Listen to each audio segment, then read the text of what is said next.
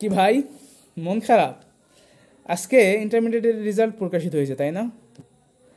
অনেকে চেয়েছিল আমি ভালো পজিশনে যাব, ভালো জায়গায় যাব, ভালো কিছু করব জীবনে। কিন্তু ভাই, এই রেজাল্টের কারণে তা আর হলো না। বিষয়টা এরকম না, কখনোই না। আরে ভাই, ফেল মানে কি জানো? ফার্স্ট অ্যাটেম্প্ট ইন লার্নিং, শিক্ষার প্রথম ধাপ। তুমি শিখছো ভাই, তুমি হেরে যাওনি।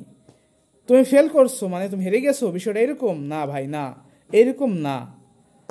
তুমি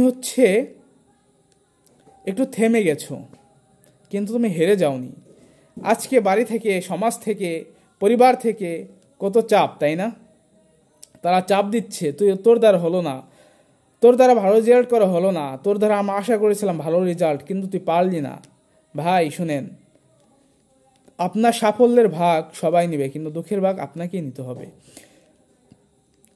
দেখেন, এই রেজাল্টের কারণে অনেক মানুষ আত্মহত্যার মতো হীনমন্যতার সিদ্ধান্ত নিয়েছে যে আমি আত্মহত্যা করে ফেলবো, জীবন রাখবো না, আমার রেজাল্ট কেন খারাপ হলো।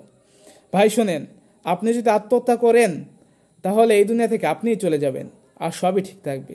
তো ভাই, আমার একটা সাজেশন হলো, আপনি নিজেকে স্থির করে আবার ঘুরে দাঁড়ান, বারবার ঘুরে দাঁড়ান। ঘুরে দাঁড়ানোর নামই হচ্ছে প্রত্যয়। আর আপনি শিখেন, এই শিখার মাধ্যমে একদিন না একদিন আপনার স্থানে আপনি পৌঁছতে পারবেন।